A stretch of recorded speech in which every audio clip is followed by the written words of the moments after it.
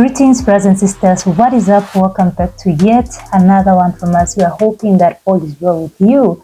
We are coming to you with news from Cote d'Ivoire and France. Just recently, we had reported that Cote d'Ivoire, in the midst of everybody saying we're chasing out French military, Cote d'Ivoire joined the ship, and it was like, we are also chasing out France. We don't need France in our territory. The French military need to leave our territory as soon as possible. Well, it was when Senegal was officially saying that French military should go. We saw Cote d'Ivoire, and we definitely knew, well, you even said it. Yeah, you even said it, that this one for Cote d'Ivoire, this one is just, we don't even know how to Emmanuel Macron came and revealed, he revealed what was happening, that it was France and Cote d'Ivoire that had decided, we are doing this together, restructuring actually. Yeah. But this guy rushed to tell the people we are chasing them out, and everything came into light. Cote d'Ivoirians were very excited about the move. When everybody's moving to the right direction, that you are feeling this is the one that we need for our country, it is exciting news, especially for the citizens, seeing that at least our president is also copying from the AES, seeing things and getting motivated by the AES to move in a direction that everybody wanted, the country to move. The Ivorians know it can never happen. They're just there, hoping that the next election that is it's happening very soon will be better. I think it's in next month. I think I saw some Cote d'Ivoirians celebrating this. Yeah, come on. So this is what is currently happening between Cote d'Ivoire and France. So France and Cote d'Ivoire has just offered the world a new masterpiece of theatrical diplomacy after announcing with great fanfare, that was last year, the historic withdrawal of French troops from Port Bouet base, renamed with the finesse of a colonial rebranding as Camp Thomas da Queen Ouattara to make people forget 60 decades of military presence.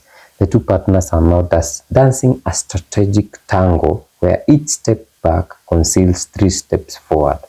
Alassane Ouattara, the biggest puppet of France in Africa, in an end-year speech worthy of a Hollywood director, proclaimed the effective modernization of the Ivorian army, thus justifying the departure of the 600 French soldiers, or almost, because behind the media fanfare, one detail persists: 100 French soldiers who remain for training missions. Training? When you are training, it's what Ibrahim Traoré was saying. If you don't cancel the whole military agreement, you are doing nothing. So this training is control. Yeah. This magic word that transforms an occupation into cooperation, an empire into partnership.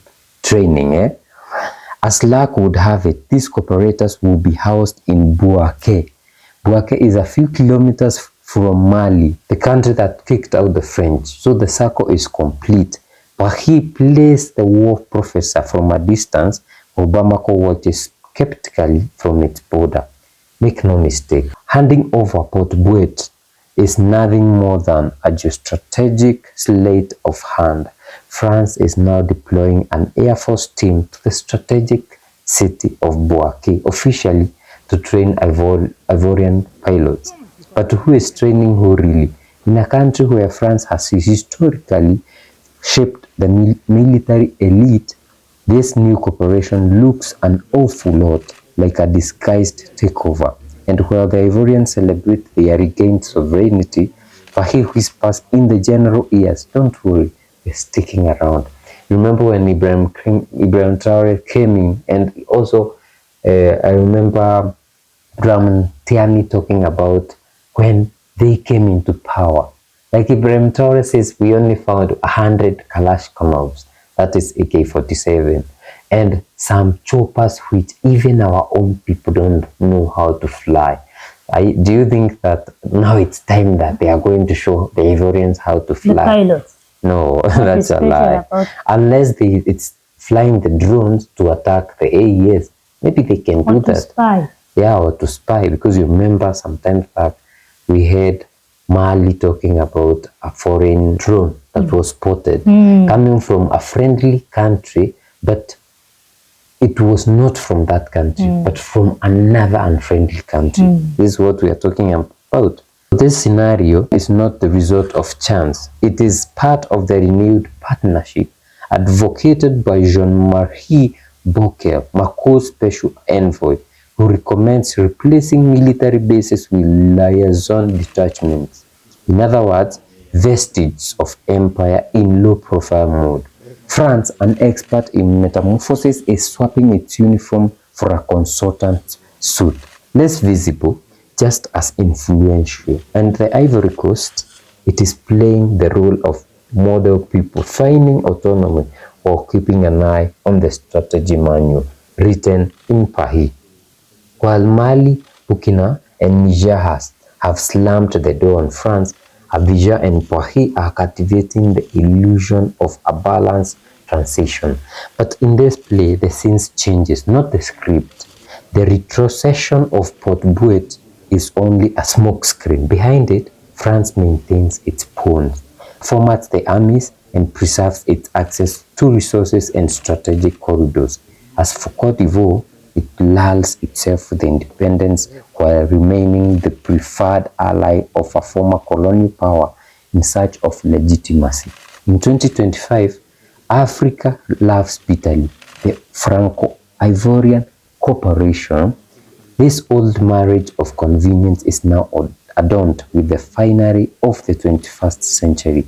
Fewer bases, more military soft power, but beneath the veneer of the world's concerted, organized, modern, the logic remains. France never really leaves. It recycles itself, and Cote d'Ivoire, it sells its soul in exchange for a semblance of national pride before realizing that the devil still wears a cap.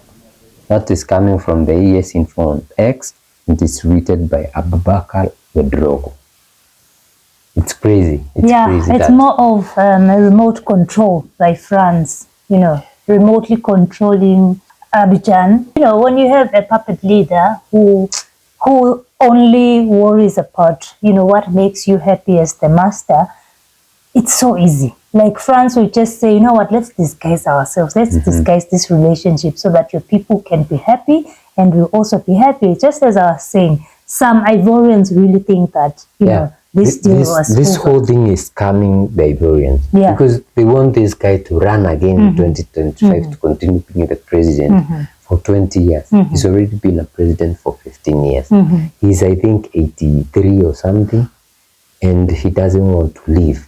And this guy, who's also married to a French woman, is like, we call them either house valet, house slaves, or, his face is African, but the inner is French. That is the problem we have in Cote d'Ivoire. His soul is French. Yes. So he's selling the soul of Cote d'Ivoire. Cote d'Ivoire cannot move forward. It remains a puppet of France because of this guy. But we are hoping that this will change this year. Yeah, it's only the Ivorians that can change this, because if they will allow him to continue, then it means that they themselves are to blame, because there's no way this guy will change, and there's no way that he will betray France. But Ivorians need to wake up, and that's the problem that we have with young people who are not well informed about issues. Like, you'd hear somebody saying, but they chased out the French military. But have they really chased out the military? Are you more analytic with issues, or do you take them at face value? Because I'm seeing here a situation where France knows that if we re-strategize, the people will think that it's true, we are gone, yet we are now doing it remotely. And this is something that is not a secret. If you are more analytic, you will realize that, this can't be. We need to have a more, it needs to be more tangible than just saying we have chased them out. We need to see, even with the leadership, we need to see the changes even in government, that, that shows that France is really out. Now France will control everything. Like, what are they even doing next to Mali? I think they want to keep it stabilizing. And I feel for the Ivorians, because 5 years ago, because after 2 terms, the constitution of the Cote d'Ivoire was like, the president cannot run. It's over for him. Like just Ghana, like in Ghana, like in Nigeria, like in Kenya. Like after 2 terms, it's over. Like in the US. But this guy comes with his parliament and they change and say he can run for 3 terms. Then now they want to do it again. And I remember 5 years ago. Now with France even going on. Because it was the same. It's the French. Then the people of Cote d'Ivoire fought. Many young people died for the cause. But this guy still remained as president. And now they are fooling the people. Now I don't know what the young people of Cote d'Ivoire will do, because they are more woke than before. But let them rise and see. We are hoping that this will be a change. There will be a big change in Cote d'Ivoire. But you know what they do? When they see that the people don't like this guy, they bring in a younger puppet, a more liked puppet, you know. Seneca. But guys, let us know what you think in the comment section. We are hoping really for Cote d'Ivoire, for Nigeria, for Cameroon. I mean, those countries are very close to the AES. They need to see the change that is happening and take it and run away with it. If you like to support us, we have Buy Me a Coffee link in the description. We also have super chats and super thanks. And if you have not subscribed, come on, join the family. African Buzz Family, AB Farm. We see you in the next one. Bye bye.